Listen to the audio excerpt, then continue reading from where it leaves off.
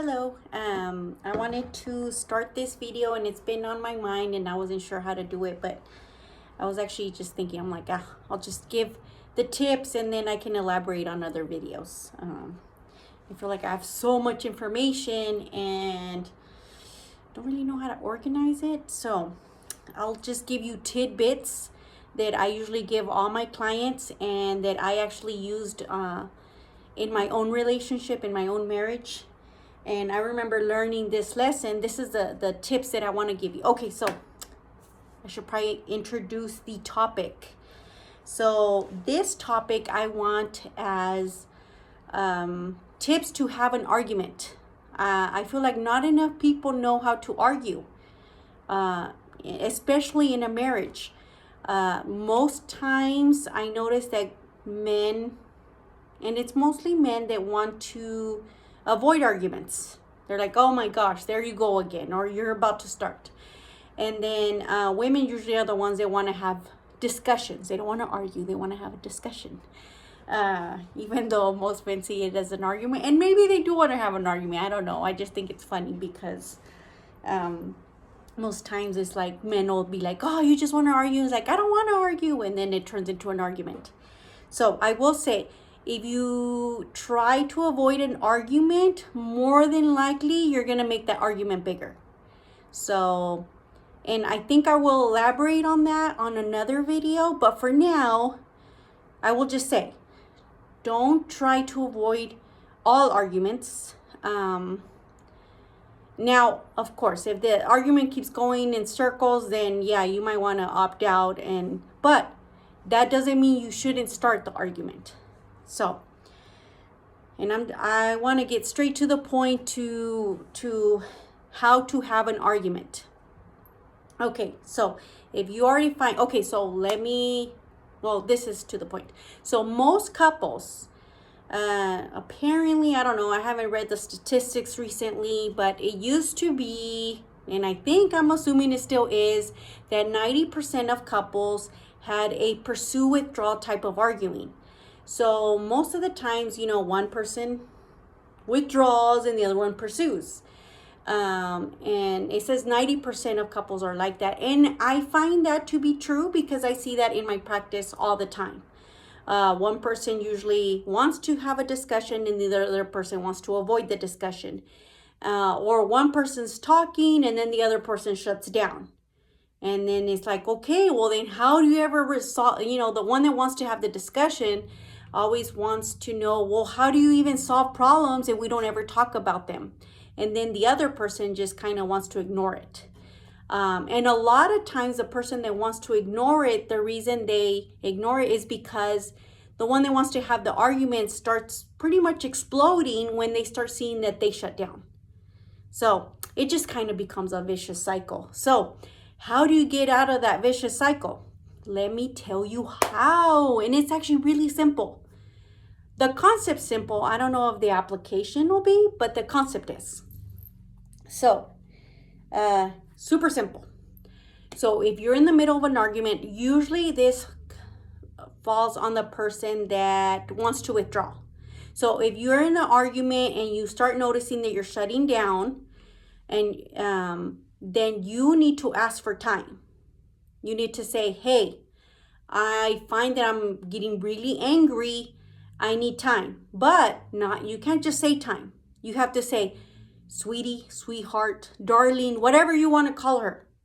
And I'm saying that because usually the men are the ones that withdraw. And they're usually the ones that shut down in an argument. Not all the time. I actually find every once in a while I do find the role reversal where the man is the one that wants to pursue and have an argument and the woman shuts down. But I don't see that as often.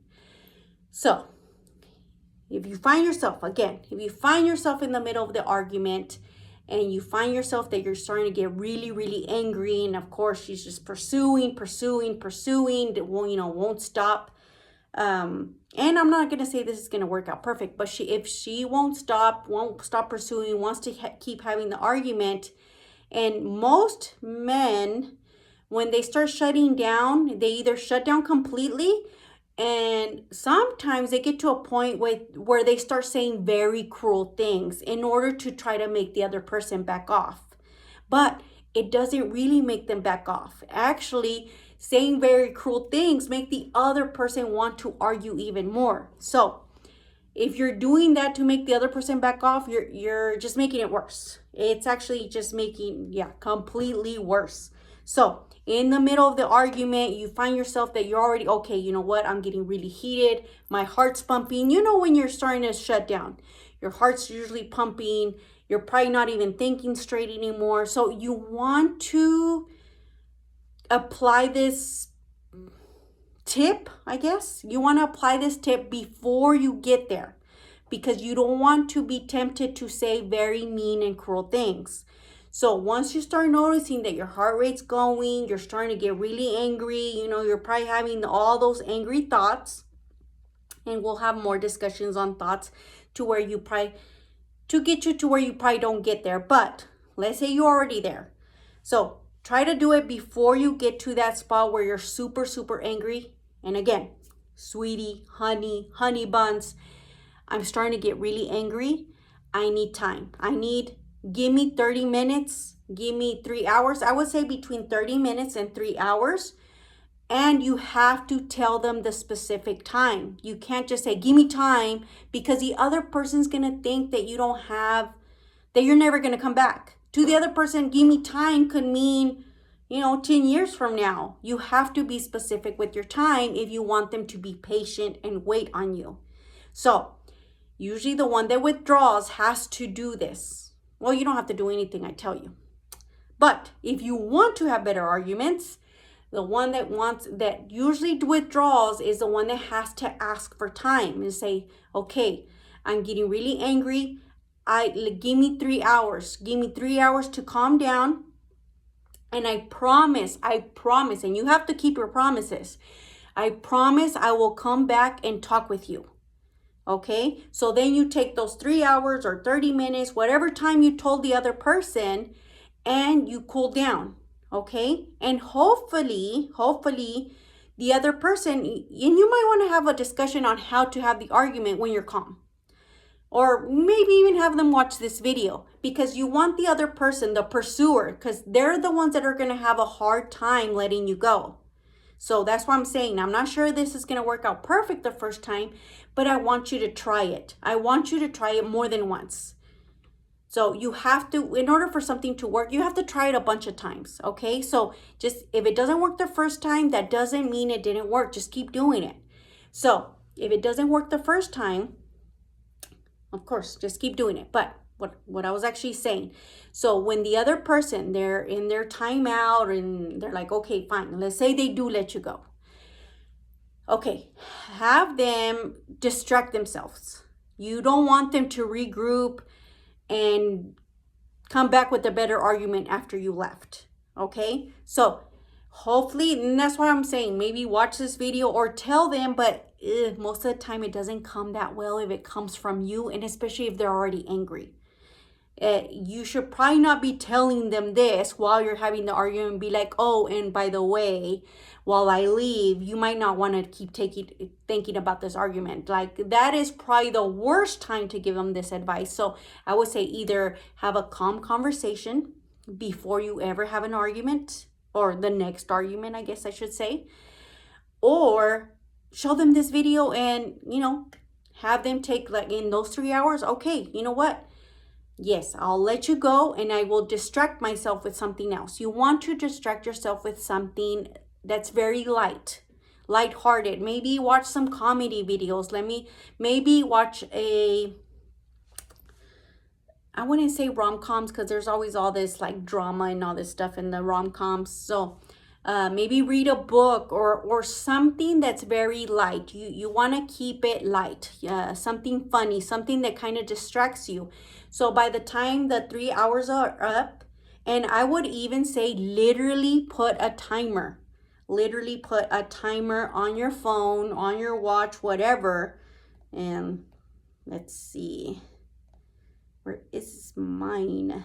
Okay, see? Timer, 3 hours. Put 3 hours, 45 minutes, however. and do both. So whoever asks for time also has to be the one to initiate the contact again. Okay, so let's say you're having the argument, let's say it's about finances. So the one that asks for time and like, you know what, I need 3 hours, go watch a movie or something. And then you come back and you're like, okay, sweetie, I'm ready to listen to you. Okay. And then should it happen again, then you ask for time again. And hopefully, you don't take the whole 3 hours again. You don't want this argument to be lasting a long, long time. So that is actually my tip. That is it. Oh, and I do have a verse for it. And it's funny because I used to use this verse when I first got married, and I thought, let me read the verse and then I'll tell you what I thought about it. It said, in your anger, do not sin. I should probably tell you which verse it is. It's Ephesians 4:26.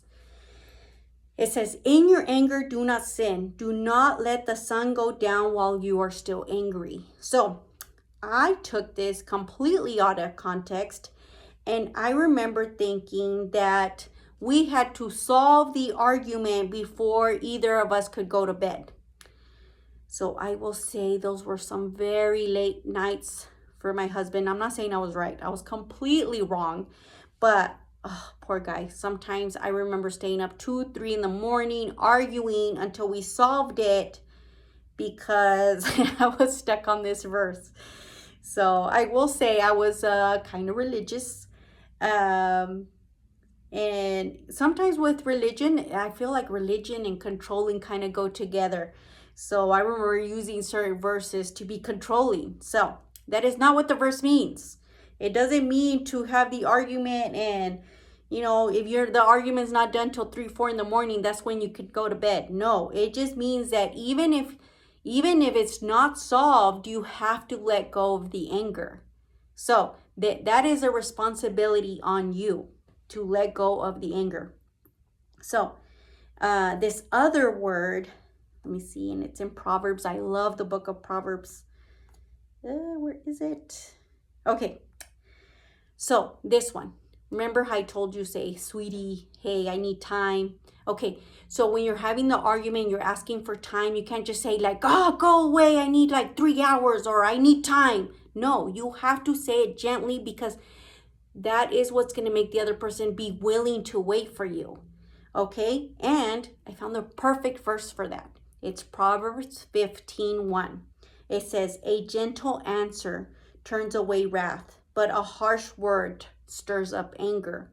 So usually the anger is what makes the other person pursue more. Just like the anger, if you're a withdrawer, makes you withdraw more.